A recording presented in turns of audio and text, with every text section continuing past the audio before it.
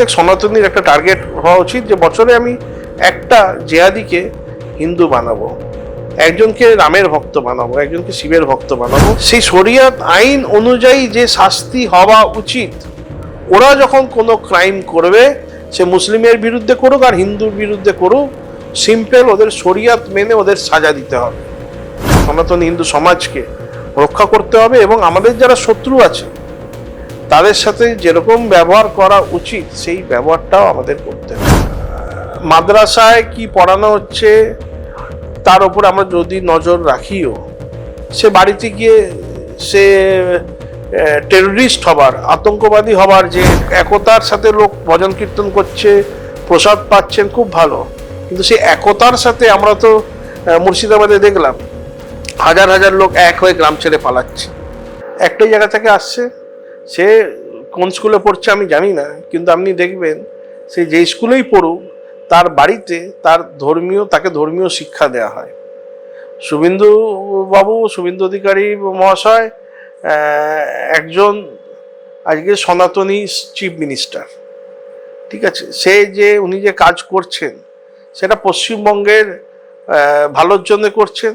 এখানকার যারা সংখ্যাগরিষ্ঠ এখানে হিন্দুরা যারা আছে তাদের সাথে যে অন্যায় হয়ে এসেছিল এতদিন, সেটাকে উনি বন্ধ করার চেষ্টা করছেন। তাই জন্য ওনার ওপর এই ছোকরাটার রাগ। তো এই ছোকরার সাথে সাথে তার বাড়ির লোককেও ভেতরে ঢুকিয়ে ভালো করে বাটাম দেওয়া উচিত।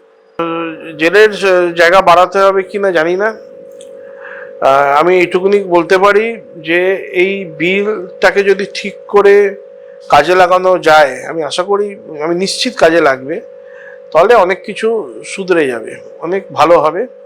কিন্তু তার সাথে সাথে এটা বলবো যে সরকারের ওপর সাধারণ মানুষ যদি বেশি নির্ভর করে ফেলে, সরকারের ওপর, পুলিশের ওপর, আর্মির ওপর যদি হিন্দু সমাজ বেশি নির্ভর করে ফেলে, তাহলে হিন্দু সমাজভাবে দুর্বল হয়ে পড়বে। হিন্দুর কাছে হয়তো টাকা পয়সা বাড়বে। তো আমরা তো জানি যে লাহোর শহর সেটা সম্পূর্ণভাবে অত ডেভেলপ শহর, সেটা হিন্দুদের পরিকল্পনা এবং অর্থের জোরেই সেটা ডেভেলপ হয়েছিল। ঢাকা 101 মারোয়ারি বড় লোক ছিল ঢাকাতে। তো তারা সেই ঢাকা লাহোর তৈরি করার পরেও তাদেরকে সব ব্যবসা বাণিজ্য ওখানে ছেড়ে দিয়ে খালি হাতে খালি পায়ে দৌড়ে ভারতে আসতে হয়েছে। তাই সাধারণ মানুষ যদি নিজের গ্রাউন্ডের শক্তি না বাড়ায় তাহলে হবে না। এবং কে কিভাবে রক্ষা করবে? যে ইন্দ্রজিৎ এবং প্রসেনজিৎ, ইন্দ্রজিৎ মণ্ডল, প্রসেনজিৎ বিশ্বাস, এদের ঘর থেকে নিয়ে গিয়ে মারলো, ঠিক আছে। এদের প্রথম ডিফেন্সটা কোথা থেকে প্রথম আসবে? হিন্দুদের মাথায় রাখতে হবে, আপনার বাড়িতে যদি আপনার 4-5টা ভাই থাকে, তারা প্রথম লাইন অফ ডিফেন্স হবে আপনার। আপনার যদি 2-4টে ছেলে মেয়ে থাকে, তারা আপনার প্রথম লাইন অফ ডিফেন্স হবে। আপনার সাথ তখনই লোক দেবে যখন আপনার পাড়ায় আপনার সাথে আপনার প্রতিবেশীদের সম্পর্ক কিরকম। আপনার বাড়িতে যদি ফ্যামিলি মেম্বার বেশি থাকে, তারা first line of defence. Second হচ্ছে আপনার প্রতিবেশীদের সাথে আপনার সম্পর্ক কিরকম। যদি আপনি সম্পর্ক ভালো রাখেন, ঘনিষ্ঠ রাখেন, দাদা ভাই বোন, ছেলে সন্তানের মতো যদি ব্যবহার রাখেন, অবশ্যই তারা ঝাঁপিয়ে পড়বে। এই যে মোরাল ভ্যালুসগুলো, সোশ্যাল ভ্যালুসগুলো আমাদের সমাজে আগে ছিল, এখন আস্তে আস্তে সেটা অনেকটা বিলুপ্ত হয়েছে। কেননা পশ্চিমবঙ্গে যেভাবে কমিউনিস্টরা শাসন চালিয়ে গেছে, তার আগে কংগ্রেসের শাসন ছিল, তারপরে তৃণমূলের শাসন ছিল, প্লাস এখন পলিটিক্যাল পরিবেশটা এমন হয়েছে যে এই মোরাল অ্যান্ড সোশ্যাল ভ্যালুসগুলো মানুষ হারিয়ে ফেলছে। এগুলো হচ্ছে আর প্রয়োজন। যে আমার বাড়িতে যদি 10টা জিহাদি আক্রমণ করতে আসে, আমার বাড়িতে কেউ নেই, আমি বাবা মায়ের একটা ছেলে, বাবা মাও উদার মন দেখায়নি, 2-4টে আরো ছেলে মেয়েদের বাড়িতে মানুষ করি, একসাথে বড় করি, সেসব যদি ভাবনা চিন্তা না করে, সেরকমভাবে কাজ না করে, নিজেরও নেই, আমি এনেও রাখিনি, এটা খালি ডিফেন্সের জন্য নয়, আমাদের সমাজে যারা দুর্বল শ্রেণী আছে হিন্দু সমাজে, তাদেরকেও আমাদেরকে এই ব্যাকআপ দেওয়া উচিত। পড়াশোনার জন্য, অল্প কিছু খাওয়া দাওয়ার জন্য, জামা কাপড়ের জন্য। যে কেন করছি? কেন আমরা যে ভগবানের পূজা করি, তারাও সেই ভগবানের পূজা করে, তাতে আমরা একই ভগবানের সন্তান। সেই মানসিকতা রেখে যখন আমরা আমাদের সমাজের মানুষদের এক করে নিয়ে চলবো, তখন অটোমেটিক আমরা সেই একটা শক্তি মানে সবাই মিলে এক হয়ে আমরা জিহাদির বিরুদ্ধে লড়বো। লোকে বলে একতার কথা বলে, কোথাও দেখবেন হরিনাম হচ্ছে 1000 লোক কীর্তন করছে, কোথাও খিচুড়ি ভোগ হচ্ছে 2000 লোক আছে, আবার পোলাও পনির টনির থাকলে 5000 লোক ভোগ নিচ্ছে, তাতে কোনো অসুবিধে নেই। একতার সাথে লোক ভজন কীর্তন করছে, প্রসাদ পাচ্ছেন, খুব ভালো। কিন্তু সেই একতার সাথে আমরা তো মুর্শিদাবাদে দেখলাম 1000 লোক এক হয়ে গ্রাম ছেড়ে পালাচ্ছে। সেই 1000 লোকের মধ্যে যদি 100-200 জন এক হয়ে জিহাদিদের বিরুদ্ধে লড়াইটা করতো, তাহলে এই 1000 জনকে পালাতে হতো না, মান সম্মানটা থাকতো। যারা বারবার পালিয়ে যায় মান সম্মান থাকে না। তা আমাদের সমাজের সেই ঘাটতিটা আসছিল, কিন্তু এখন আমাদেরকে নিজেদের জায়গাটা ঠিক করে রাখা উচিত, মজবুত করে নেওয়া উচিত। সেই টাইম স্পেসটা ভগবান আমাদের এই ইলেকশন রেজাল্টের মাধ্যমে দিয়েছে, সেই টাইম স্পেসটা দিয়েছে, সেই অপরচুনিটি সুযোগটা আমাদেরকে ভগবান করে দিয়েছে ইলেকশন রেজাল্টের মাধ্যমে। এই ইলেকশন রেজাল্টের জন্য পশ্চিমবঙ্গের হিন্দুদের তো অবদান আছেই, তার সাথে এটা একটা মিরাকেল হয়েছে বলতে পারেন। ভগবানের আশীর্বাদ এখানে কাজ করেছে, মা কালীর আশীর্বাদ কাজ করেছে, পশ্চিমবঙ্গের মানুষকে তৈরি হবার সুযোগ দিয়েছে। পশ্চিমবঙ্গের মানুষ যদি তৈরি না হয়, এখনো যদি শুধু তারা ওই মানে কেবলমাত্র আইপিএল, নতুন সিনেমা রিলিজ, হ্যাঁ খালি পুজোয় ঘুরবো, জামা প্যান্ট নতুন কিনবো, আনন্দ ফুর্তি করো আনন্দ ফুর্তি, তার সাথে সাথে নিজেদের দেশ সমাজটাকে বাঁচাবার ব্যবস্থাও করতে হবে। এখন দেখুন তারা কি করবে, পুলিশ যদি শক্ত হাতে থাকে, সমাজ যদি তৈরি থাকে, তারা কি করবে? তারা কি করবেটা কি? কিচ্ছু করতে পারবে না, সব ঘরে ঢুকে যাবে, চুপচাপ থাকবে।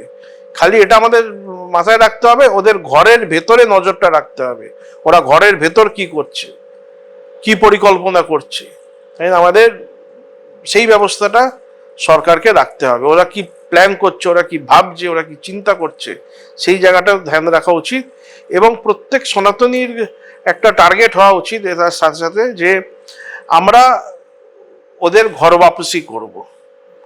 সবাই হবে না, সবাই হতে চাইবে না, সহজ কাজও নয়, কিন্তু প্রত্যেক সনাতনীর একটা টার্গেট হওয়া উচিত যে বছরে আমি একটা জেহাদিকে হিন্দু বানাবো, একজনকে রামের ভক্ত বানাবো, একজনকে শিবের ভক্ত বানাবো, একজনকে সনাতনী বানাবো। এটা প্রত্যেক হিন্দুর একটা অ্যাম্বিশন হওয়া উচিত, যেমন ওদের অ্যাম্বিশন আছে ওরা পুরো পৃথিবীকে ইসলামাইজ করবে। সে আমাদের হিন্দু সমাজের কি কোনো অ্যাম্বিশন আছে, কোনো টার্গেট আছে? Combined target, joint target. আমাদের সমাজের যে একটা সামাজিক টার্গেট হয়, যে প্রত্যেক হিন্দুর একটা কেবল উদ্দেশ্য আছে, সেরকম আমাদের মানে 1 পয়েন্ট এজেন্ডা, 1 পয়েন্ট উদ্দেশ্য নেই, কিন্তু সেই উদ্দেশ্যটা থাকা উচিত। আমাদের সনাতন ধর্ম, আমরা সবসময় নতুন জিনিস অ্যাকসেপ্ট করতেও জানি, শিখেছি, পূর্বপুরুষরাও করে এসছে। কিন্তু আমাদের এটা টার্গেট হওয়া উচিত যে প্রত্যেক হিন্দু তারা একজন বিধর্মীকে নিজের ধর্মে ফিরিয়ে আনবে, তাদের পূর্বপুরুষের ধর্মে ফিরিয়ে আনবে, এবং মেন যে ভারতের যে মেন স্ট্রিম সমাজ আছে তার মধ্যে তাদেরকে যুক্ত করবে, এবং তার পরিবারকেও করবে। প্রত্যেক বছর কমসে কম যেন আমাদের মানে একটা হিন্দু একটা জিহাদিকে যেন হিন্দু বানায়, প্রত্যেক বছর একজনকে অন্তত করতে, মিনিমাম এই টার্গেটটা আমাদেরকে ফলো করা উচিত। এবং যারা যারা আপনারা চ্যারিটি করেন, কাপড় জামা গরিবদের দেন, খুব ভালো কথা। যারা এই ঘর বাপসির কাজ করছে তাদেরকে সহযোগিতা করুন।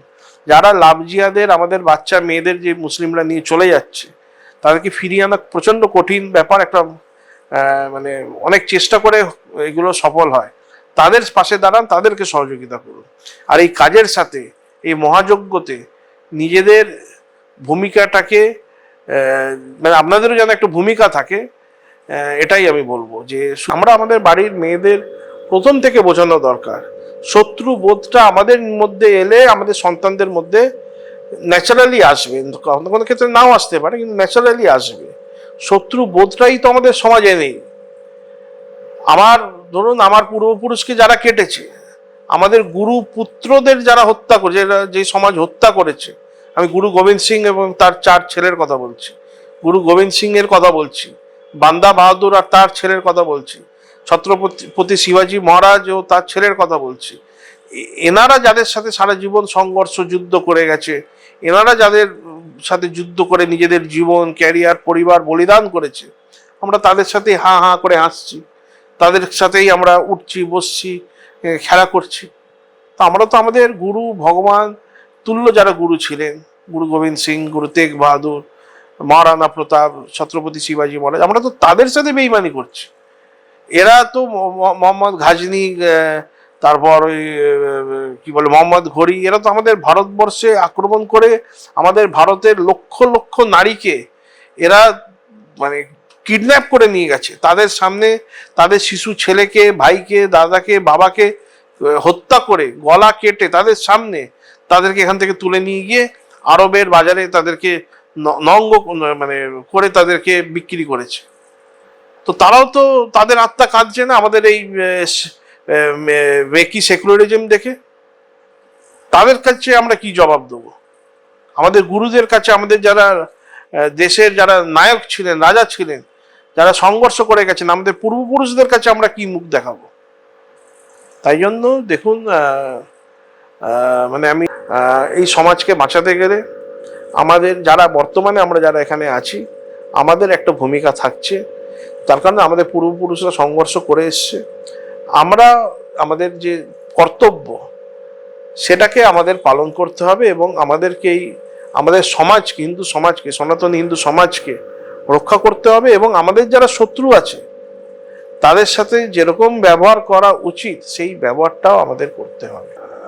মাদ্রাসায় কি পড়ানো হচ্ছে তার উপর আমরা যদি নজর রাখিও, সে বাড়িতে গিয়ে সে টেররিস্ট হবার, আতঙ্কবাদী হবার যে ম্যানুয়াল সেটা পড়বে, সেটা তো আমরা আটকাতে পারবো না। তাই জন্য আইন খুব কঠোর হওয়া উচিত এবং আমার মনে হয় যে ইউনিফর্ম, আমাদের মধ্যে কি ইউনিফর্মিটি আছে? হিন্দু সমাজ, মুসলিম সমাজ, আমাদের মধ্যে কি সত্যি ইউনিফর্মিটি আছে? আমাদের মধ্যে ইউনিফর্মিটি নেই তো। ওরা তো আমাদের কাফের মনে করে, মানুষের পর্যায়ে রাখে না। তা আমাদের মধ্যে ইউনিফর্মিটিটা বা কি আছে? তাই না? ওদের যেটা শরিয়াত আইন, সেই শরিয়াত আইন অনুযায়ী যে শাস্তি হওয়া উচিত, ওরা যখন কোনো ক্রাইম করবে, সে মুসলিমের বিরুদ্ধে করুক আর হিন্দুর বিরুদ্ধে করুক, সিম্পল ওদের শরিয়াত মেনে ওদের সাজা দিতে হবে। তাদের এটা বোঝাতে হবে তোমার শরিয়তটাই তোমরা এস্টাবলিশ করতে চাও, তো এখানে শরিয়ত আইনই চলবে, শরিয়ত সিস্টেমই তোমাদের ক্রিমিনাল, শরিয়ত ক্রিমিনাল আছে, দিওয়ানি আছে, মানে সিভিল আছে, মানে শরিয়তটা তোমাদের উপরে অ্যাপ্লাই করা হবে। শরিয়তের অনুযায়ী তুমি যদি চুরি করো তোমার হাত কাটা হবে, শরিয়তের অনুযায়ী তুমি যদি যে কাজ করবে তোমার সাথে ঠিক সেই সাজা শরিয়ত অনুযায়ী তুমি পাবে। আমার মনে হয় এইটা লাগু করা উচিত।